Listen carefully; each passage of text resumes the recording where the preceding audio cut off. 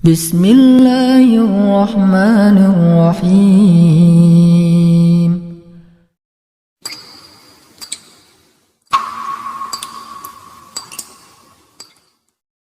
Turunlah Quran surah keempat, ayat yang ke-100 dalam Al-Quran, paling kiri sebelah bawah di mushafnya.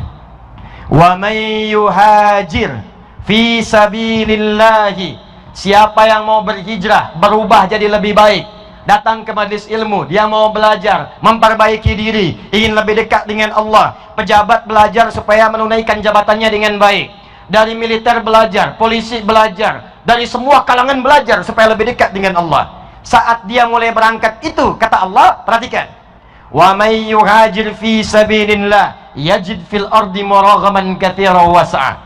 Kalau dia belajar masih hidup, mempraktekkan pelajarannya, maka akan diganti oleh Allah. Pertama, akan dirubah keadaan hatinya menjadi lebih tenang. Dikala orang sudah dekat dengan masjid, orang dekat dengan majlis ilmu, yang Allah berikan pertama kali bukan dunia, tapi ketenangan dalam jiwanya. Silahkan Bapak Ibu cek, tidak ada tempat paling tenang di muka bumi kecuali masjid. Jadi Anda baru masuk masjid saja, suasana sudah enak, tenang, nyaman, sholat 2 rakaat, sandar bawa kipas angin, saking tenangnya, ngantuk tidur. Itu sudah kata Quran tenang. Buka Quran surah kedua Al-Baqarah ayat 125, paling kanan pertengahan di mushaf. Wa idh ja'alnal baita mathabatan lin-nasi wa amna. Kata Allah, ingat ya, kami telah tetapkan al-bait dan masjid-masjid menjadi tempat pusat bagi ibadah manusia dan tempat yang menenteramkan di muka bumi. Jikalau Anda ingin cari ketenangan, datang ke masjid. Datang ke masjid, datang ke masjid. Kami pernah punya jadwal sampai sekarang, itu setahun sekali kami datang ke Jepang. Alhamdulillah kita bangun masjid di Tokyo bersama teman-teman di sana. Tiba-tiba kedatangan seorang ustadz lokal. Dia cerita, Ustadz, kami ini di wilayah Gunma, di Jepang itu, setiap 1 tahun, rata-rata tingkat bunuh dirinya, saking stresnya, tingkat bunuh dirinya 30.000 orang dalam setahun. Berarti sehari rata-rata hampir 100 orang. Bunuh diri, bunuh diri, bunuh diri. Saya pernah melewati satu tempat ke daerah perbukitan, di situ kalau setiap hari Anda lewat situ, rata-rata ada 5 orang meninggal. Tiba-tiba, beliau menyampaikan, tapi ada yang lebih dahsyat Ustadz. Satu tempat itu bunuh dirinya lebih dahsyat dibandingkan dengan Jepang. Di tempat itu kalau sudah orang ingin bunuh diri, maka di setiap tempat akan dilakukan. Capek, bunuh diri di jalan. Capek, bunuh diri di pasar. Satu ketika, karena Pemda setempat melihat sudah tidak beraturan orang bunuh diri, akhirnya dibikin lokalisasi tempat khusus bunuh diri. Yang paling unik, jamnya diatur jam 10 sampai dengan jam 2. Jadi kalau Anda datang jam 9 kepagian, datang jam 3 besok lagi, jam 10 sampai jam 2. Nah, ada yang menarik. Satu kali ada seorang datang kemudian ingin bunuh diri, berpapasan dengan seorang muslim. Ini kisah nyata. Begitu berpapasan ditanya, mau kemana Pak? Bunuh diri. Jam berapa? Jam 12. Oh, sekarang kan masih jam 11 Pak, mau nggak ikut saya dulu? Saya akan bawa Bapak ke satu tempat yang memberikan ketenangan. Wah, saya takut nanti terlambat bunuh diri.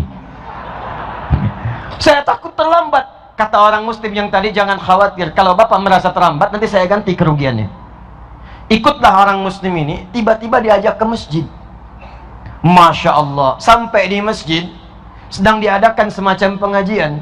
Baru datang ke masjid, diajak duduk di luaran masjid, baru duduk sejenak, saking tenangnya di masjid, mulai tibalah rasa kantuk gitu. Bayangkan, orang bukan muslim pun datang ke masjid, baru area sekitaran masjid luarnya, baru duduk merasakan ketenangan, ngantuk tidur. Ternyata bukan orang Islam saja yang dekat masjid langsung tidur. Ada orang pengen bunuh diri, datang dekat masjid, langsung ngantuk tidur. Begitu tertidur diamati oleh orang Islam ini, kok pulas sekali tidurnya, mau dibangunkan gak enak. Ternyata bangun-bangun lewat dari jam bunuh dirinya, lebih daripada jam 2, tiba-tiba terbangun. Begitu bangun ini, kata yang muslim, Pak, saya tadi gak enak mau bangunkan karena tidurnya terasa nikmat dan tenang. Sekarang Bapak sudah lewat jam 2, saya berjanji akan mengganti tadi, karena kalau Anda lewat tadi jam bunuh diri, saya akan katakan saya ganti. Kata orang tadi, saya tidak jadi bunuh diri. Kok bisa? Saya ini pengen bunuh diri karena sudah 3 hari saya nggak tenang, nggak bisa tidur. Ini saya aneh nih, kok bisa di tempat ini baru duduk sudah ngantuk? Duduk tenang, ngantuk, nyaman, tidur. Ini tempat apa namanya? Begitu dijelaskan tentang masjid, tentang keutamaannya, dia katakan bagaimana caranya masuk Islam. Maka pada saat itu dia mengucapkan kalimat syahadat, asyhadu an la ilaha illallah wa asyhadu anna muhammadar rasulullah. Ada ketenangan dalam jiwanya. Kisahnya kemudian viral pada saat itu. Maka bupati wali kota setempat memanggil yang muslim tadi. Setelah konsultasi di dekat tempat bunuh diri tadi, kemudian didirikan bangunan untuk konsultasi pada seorang muslim tadi. Yang ingin bunuh diri, konsultasi dulu ke sini sebelum dia bunuh diri. Itu kisah nyata. Jadi saya ingin katakan pada Anda, orang yang sering datang ke majelis ilmu, orang yang sering belajar, orang yang mau berhijrah, kata Al-Quran, yang pertama Allah berikan pada dirinya ketenangan dalam jiwanya. Jadi kalau hati sudah tenang itu enak. Mau bekerja, hati tenang, nyaman. Di rumah tangga, hati tenang, nyaman. Yang sering menjadikan masalah itu karena hati tidak tenang. Karena sumber hidupnya tidak pernah tenang, akhirnya keluarlah kemudian kegelisahan dalam lisannya, kegelisahan dalam pandangannya, kegelisahan sampai ke ujung kakinya. Yang paling hebat kata Allah, wa may yakhruj min baitihi muhajiran ila Allahi wa rasulihi thumma yudrikul maut faqad waqa'a ajruhu 'ala Allah. Kalau ada orang pengen berhijrah, datang ke majelis ilmu, datang dia belajar, tapi ternyata di pertengahan jalan sebelum sampai maut datang menjemputnya. Perhatikan, rahmat Allah diturunkan pada seorang penuntut ilmu. Belum nyampe masjid, di jalan tiba-tiba meninggal. Faqad waqa'a ajruhu 'ala Allah. Pahalanya diterima, diampuni dosanya, diturunkan rahmat Allah. Dengan rahmat Allah itu dicatatkan pahala surganya.